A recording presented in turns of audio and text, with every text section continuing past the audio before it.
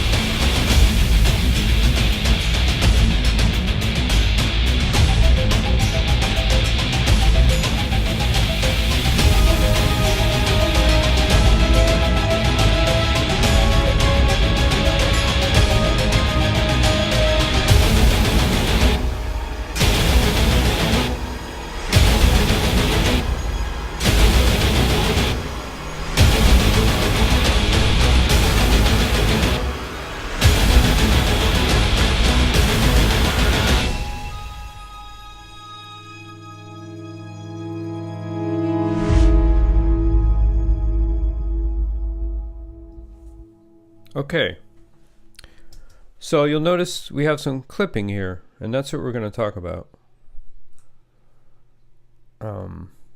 That happens, I believe, right when the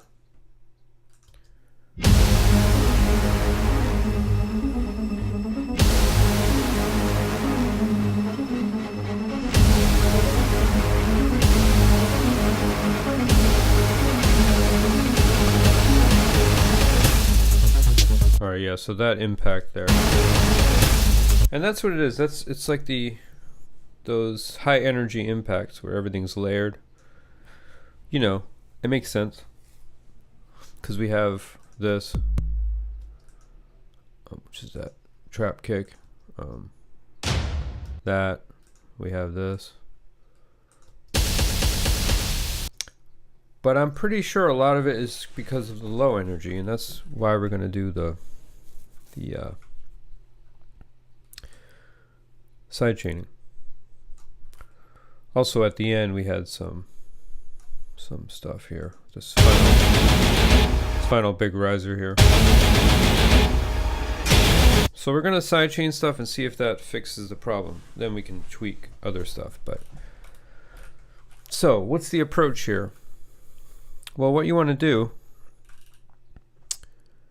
is put all your low end stuff together. So I have this 808 too. I want to bring this up.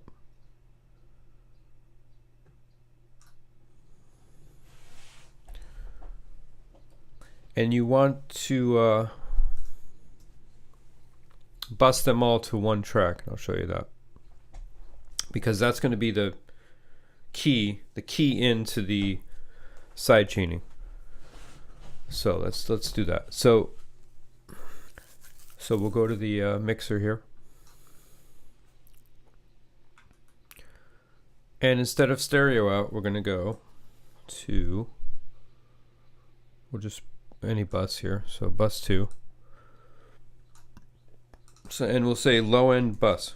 Just say low bus because that's low bus. Now, everything else you want to bus to its own track. This choir is not doing anything. So I take everything else.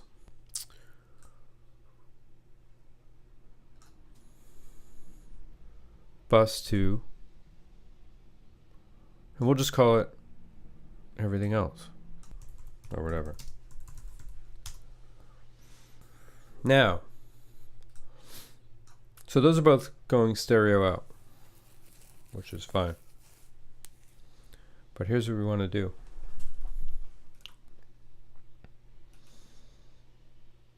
We also want to bust this out. So this is the low bus. We want to do a send. Now here's the key to this. So we'll send on 4, right? Whatever to 0.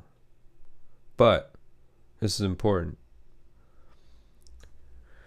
You mute where that is sending to, which is this. So mute that, because we're just using that as a key into the multi-band compressor, and we'll talk about that. So now, in everything else, we're going to open up a multi-band compressor. So for this, I like to use the Fab Filter multi-band. Okay. So what are we affecting with this key in here? We're affecting just the low end. So what you do, this is really important. You just create a band for the low end only. Now this is just for subs, so this is even like below 100, right?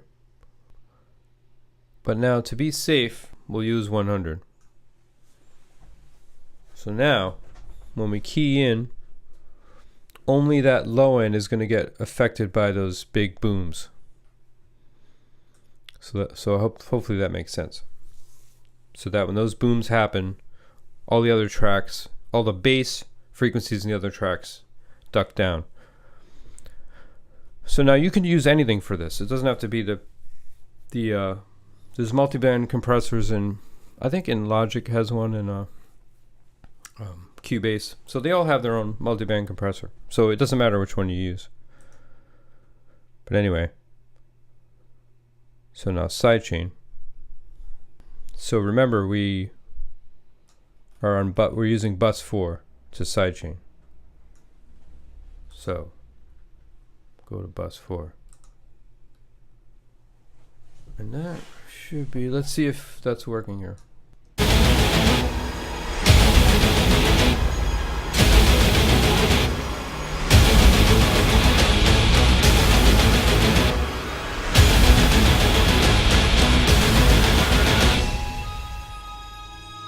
See what's happening there? And watch this right here even. Right, that was the 808 there. So now let's make sure we're not cutting too much, but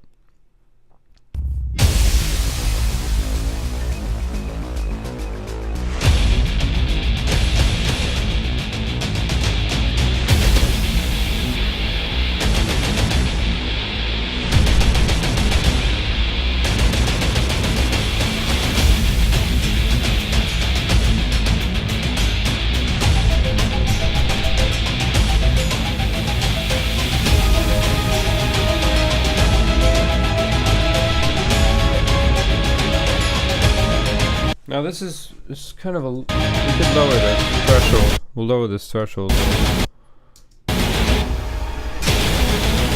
that.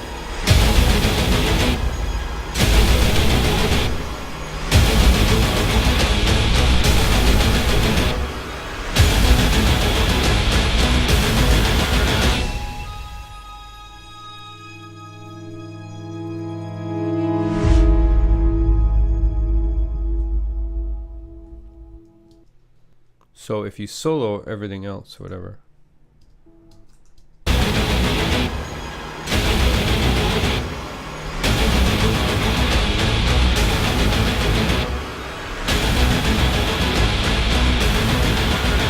Sounds okay. So now let's see if we're able to tame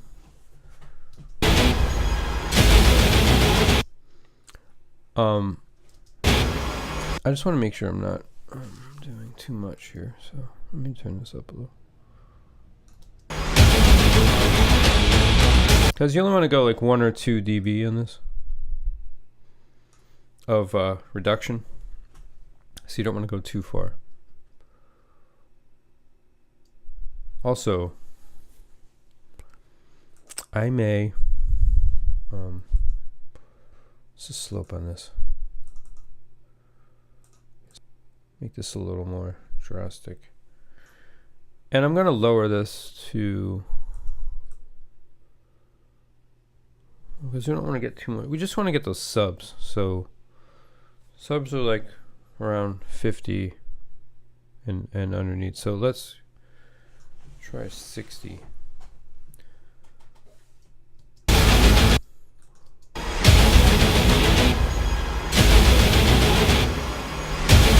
Alright, see, the problem with that is it's not getting enough at that point. You know what? I'm gonna keep it on 100 here.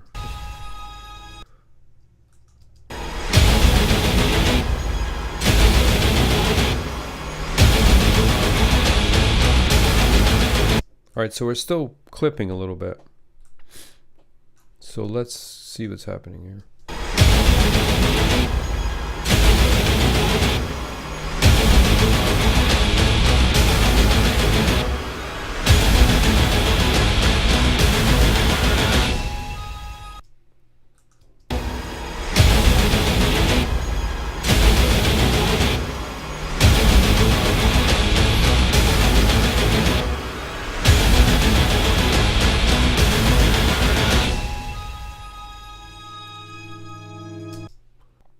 Okay, well that definitely helps.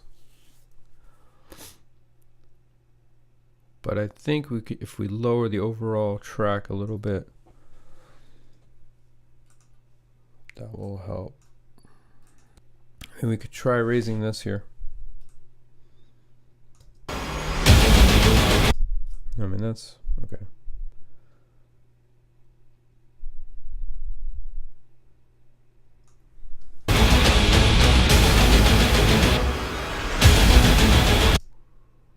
I mean, if I hate to do too much of this, but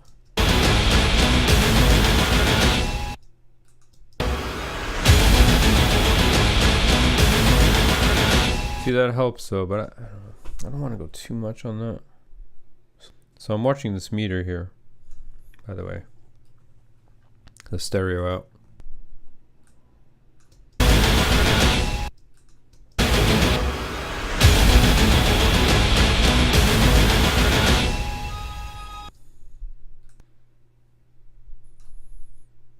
But this is better than cutting everything. We're just, if that makes sense. I mean, better than compressing everything. We're just compressing the low end, right? So it's not going to sound too crazy. So let's see this section again here. I'm going to loop this section. So this is going to drive everyone nuts, but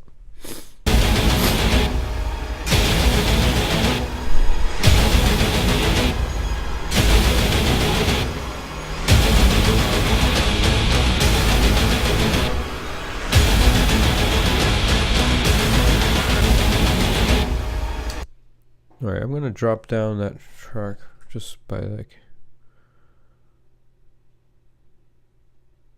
-1 dB.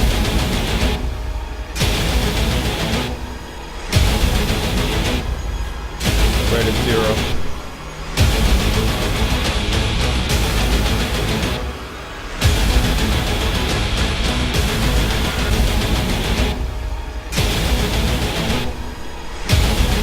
Actually, here's what I'm going to do now. Before I do that, since we're giving the low end its space, I can actually lower the volume of that. That's kind of the point of this, right? Hold on, let me just check this. So this, I'm going to go down to -8. Don't open Pro Tools, whatever you do. I don't think there's anything here, but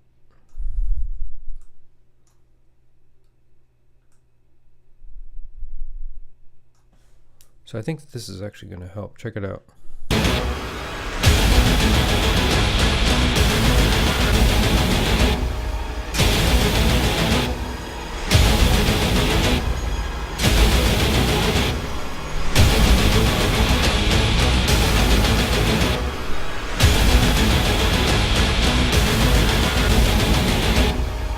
So yeah, we're really close actually. Let me check out this other section here, make sure we're good with that.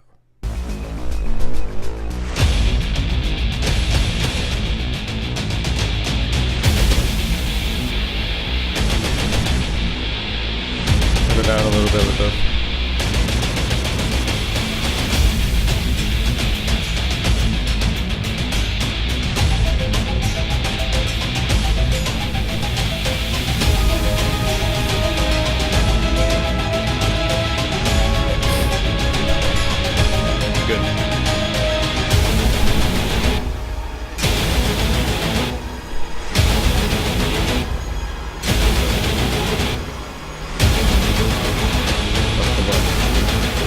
Another one here. Oh, okay.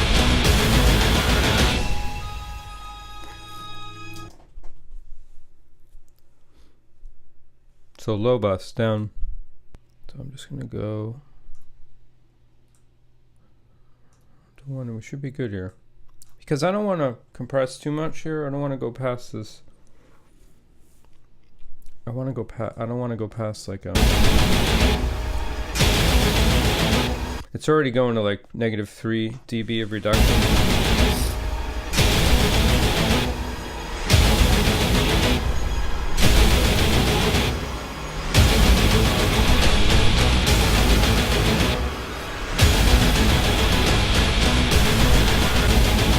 Okay, we're good.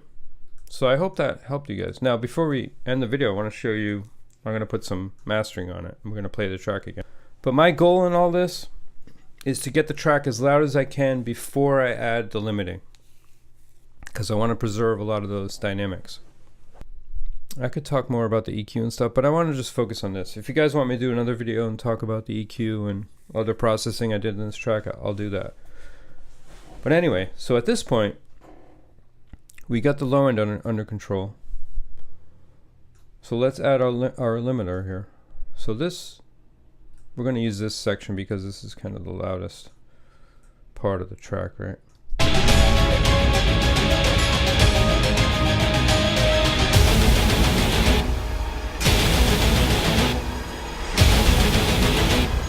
All right, so let me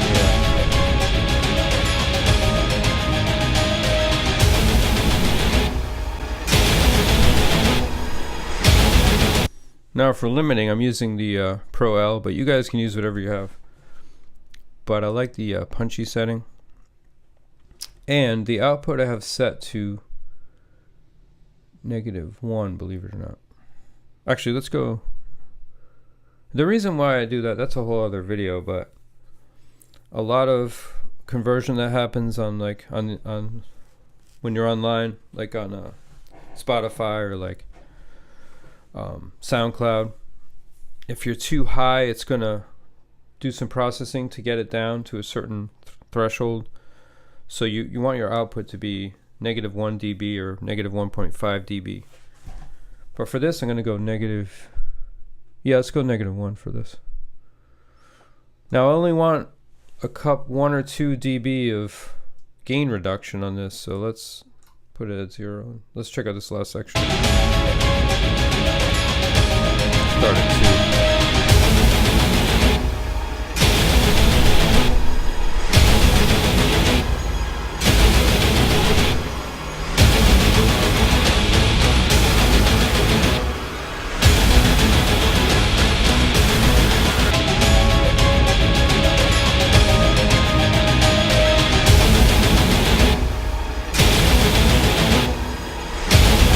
Hear those punches coming through now, though? It's really added a lot doing that sidechaining.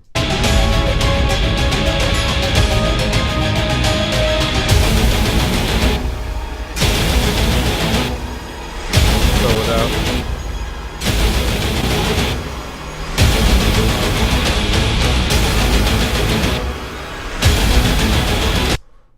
Okay, we're good.